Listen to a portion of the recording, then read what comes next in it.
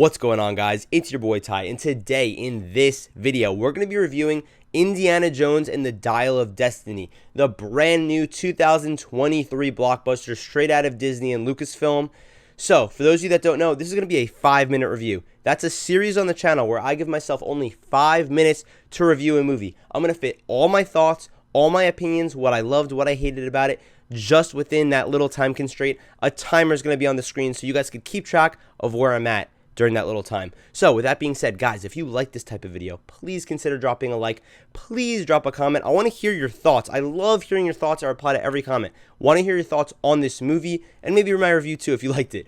Also, consider subscribing, please, because we've been really growing. It's pretty crazy. With, mentioning the growth here, tomorrow is actually, the day that this video is dropping, is my 2-month anniversary of this channel. Guys, thank you so much. I can't believe how many subscribers that we have on this channel, how much love I've been getting on the videos. I really appreciate it more than you guys even know. Also, the reason this video is a week late, like why I didn't review it, a week ago when it actually came out, 4th of July weekend was a little bit crazy. My birthday happened to fall on the weekend as well, so things got a little bit hectic between the holiday and the birthday. But that's all over with. We're back on schedule. So with that being said, let's just get right into this review. All right, guys, the timer just started. Let's get into this review.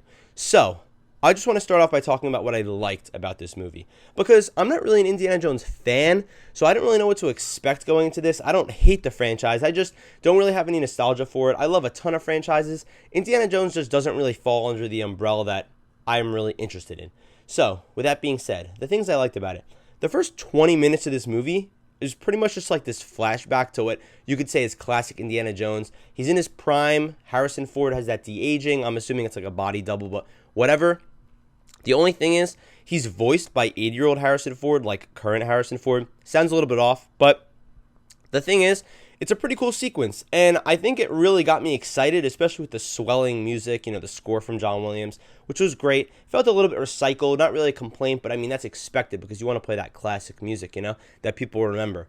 But even past that, I'd actually say the first half hour past that flashback is also really great, and it had me thinking up to like the end of the first act, wow, why is this getting such bad reviews? The only thing is, even though I really did like Harrison Ford's performance, because it does feel like sometimes he's just, mean-spirited, and now he's old, he doesn't really care. It felt like he actually cared about this performance.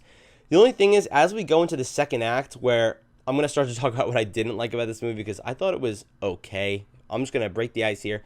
I thought it was an okay movie, maybe slightly leaning towards bad. The thing is, we go into this chase scene, and it's so heavily CGI-oriented. The thing is, really quick, in the first act, both of the chases, both the train sequence and the parade sequence are CGI, but they look pretty realistic and stuff. But then we're on the third CGI chase, and it's just like, oh, come on. And it's just really boring, and it's dragged out way too long.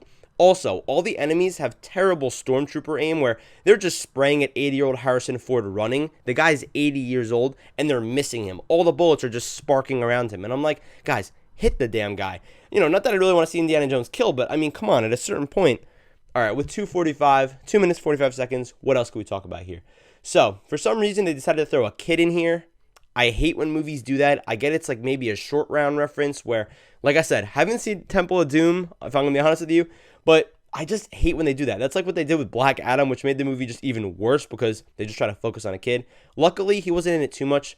Phoebe Waller-Bridge's character, I expected worse from the trailers. She wasn't amazing. I thought her performance was pretty good, but I feel like she was just kind of annoying and just like very condescending on Indiana Jones, even though he's the hero. I understand his age, but it doesn't really make sense.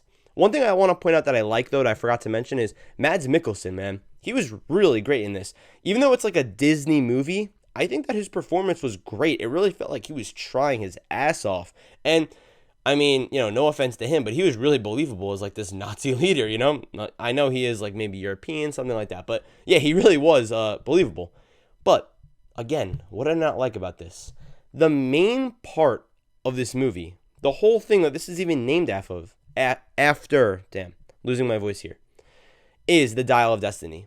I feel like the set of rules they establish with the Dial of Destiny doesn't really make sense, And as we start to go along, there's so many plot conveniences. There's so many like unbelievably confusing things that go on where they don't really explain the rules of really how this thing works. I'd even say that up until the end where, they're doing all these mysteries and these problem solvings, real Indiana Jones things. They feel so dumb, if I'm going to be honest with you. Like, I don't want to hate on this movie, but they really do feel stupid at times, like the little things they're trying to solve, Phoebe Waller-Bridges and Indiana Jones. I don't know, man. Something about it just threw me off. And I feel like, especially with the ending, I saw a lot of people complaining about the ending. I'm kind of with them on that because I don't really know what they were trying to do with this ending. I feel like things just got really congested, really stupid, and this is really where the plot holes, the plot conveniences are just flooding through. There's just no stopping them at that point. It's kind of unfortunate to me that this movie starts off really good. Honestly, up until like the first act, like the end of the first act, I was like, wow, I actually might give this like a 4 out of 5. Like, I actually think this is a pretty good movie so far, even into the current Indiana Jones, not even just a flashback. But man, as things went on, things just started to get worse and worse, and it's kind of unfortunate.